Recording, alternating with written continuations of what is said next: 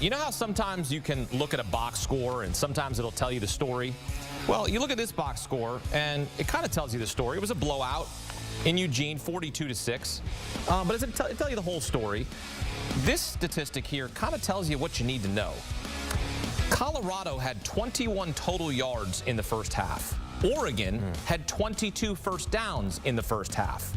So that sort of tells you it was a ducktail of epic proportions for Bo Nix, who goes 28 of 33, 276 yards, 4 total touchdowns, had a blemish with an interception. Now, Colorado didn't get shut out. Shedeur Sanders got himself a touchdown. They're not playing with Travis Hunter. Lacerated spleen? Liver. Yep. I mean, I hated seeing that hit last week. Yeah. That was awful for him, for that young man, because he's going to be playing on Sundays. He's so fantastic. Yeah. That just sounds awful.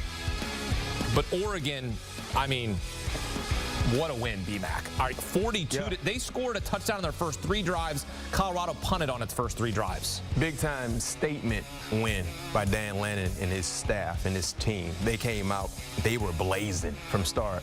And they kind of took their foot off the gas, and we saw some adjustments by Colorado in the second half defensively that only led to 1 scoring opportunity for the Ducks in the second half. But by that time, it was a wrap. The game was over. There's a lot that Colorado needs to improve on within their team. And for Oregon, man, this was an opportunity for them on a national stage to showcase to the college football world that we can play football and we have playoff aspirations. All right, back here with Bryant McFadden, and it was an absolute shutdown. Yeah. Outside of a shutout, 42-6.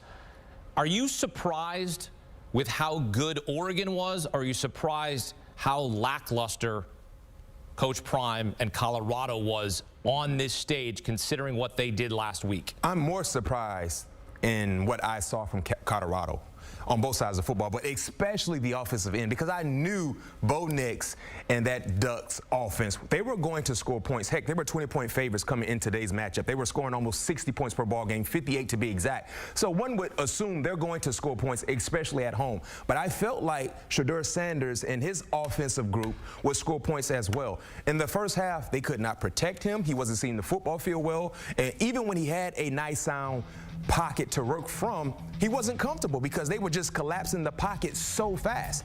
So it was a difference in tails in what I thought I would see from Colorado led by their offense, because they didn't do anything. You know, you saw some plays here or there, but for the most part, I mean, Shedeur was running for his life. Guys were not creating separation, and Oregon just was fighting to get to the backfield.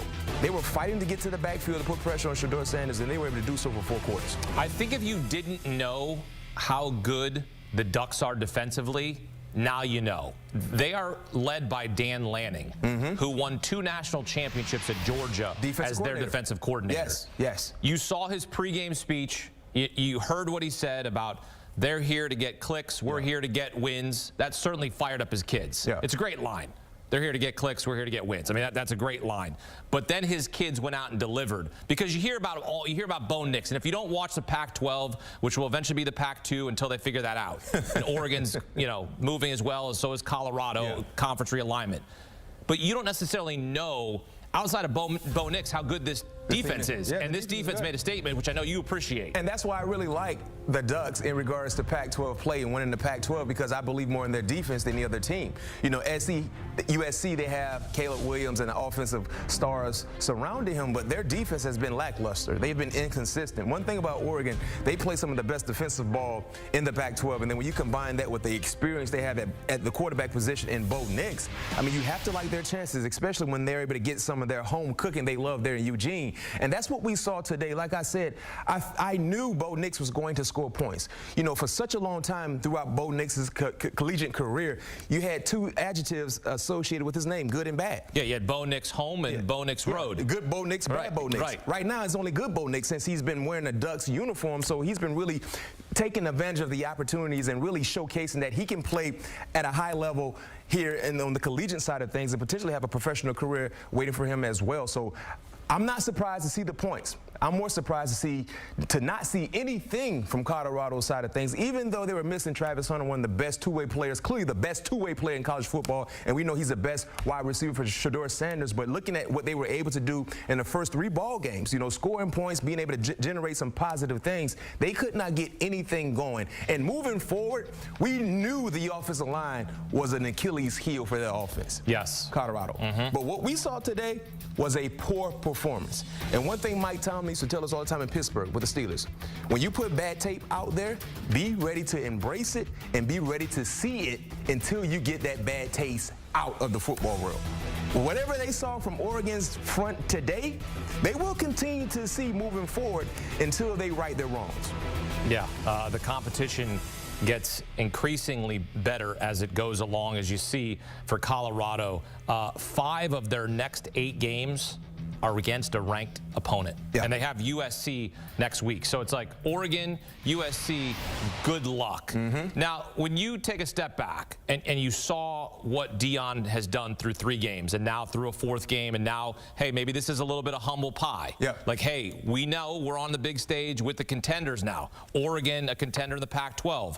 Colorado, not there yet. And maybe this is a lesson for his kids. Hey, we got to take another step. What do you take away from this loss if you're Deion Sanders and the Buffs? Well, like you said, they were forced to eat humble pie, not just one slice. They ate the entire pie today, and it won't taste good.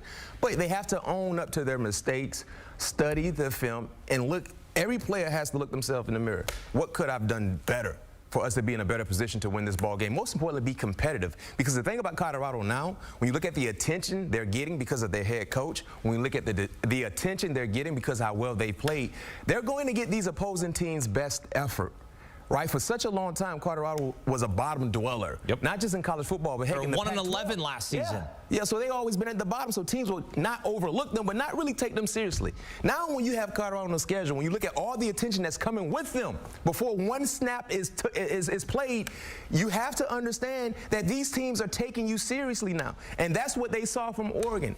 Oregon was fired up. Oregon attacked this ball game like it was a playoff-type game, like it was a Game 7 situation. And that's what Colorado's going to see from here on out because of their head coach and because of how well they played and how much they surprised all of us with their outstanding play, to say the least. Even though it was a humbling experience today, they still have some good things to build on. But the road will not get any easier because you played against a Heisman caliber player today at the quarterback position at Bo Nix. Next week, you're playing against a guy who won the Heisman and still has a lot left in the tank to try to get right back to New York next week, and Caleb Williams. 5 of Colorado's next 8 opponents are ranked opponents next week, hosting USC. By the way, that game is at noon Eastern, which will be 10 a.m. for the Colorado kids. That should be 9 a.m. 9 a.m. for the USC players. That should be good for the Buffaloes. And one thing no one is really talking about in regards to college football, the competitive nature that the Pac-12 have going on in their conference. They have like 4 or 5 teams right now. This is the swan song. You talk about Utah and UCLA, they're going to battle today. They're ranked. You talk about SC, Oregon, Arizona's playing inspired football. Washington, Michael Penix Jr. Colorado. So, I mean, Utah didn't even have Cam Rising back. For such a long time, the Pac-12 was like the laughing stock of college football in regards to Power 5 play, right? You might compare Pac-12 to the Big 12, but you would have the Pac-12 at the bottom. Right now, with their quarterback star power, the Pac-12 might be one of the more competitive conferences that we've seen in a long time. Yeah. And they have the best. It's always been a strong conference, but this many good teams, right? It's a Power 5. I'm not going to be disrespectful to the Pac-12. It's a Power 5 conference. It's been a good conference. This is a year that they are really strong. That's my statement. I wouldn't say they were strong in years past. I'm not saying super strong like SEC and Big Ten strong, but they're still a strong conference with a lot of good schools. I would say if you had to rank the conferences over the last few years, especially a year ago, the Pac-12 would be last. Okay. Right? I'm gonna go. This year, they're nowhere close to last. I agree. They're nowhere close to last. Well, so, you know, I mean, enjoy it because it's the swan song. Eventually, it's gonna be the Pac-2. Right. Maybe the Pac-1. Who knows? Yeah. Or Pac.5. What a win by Oregon. Not a shutout.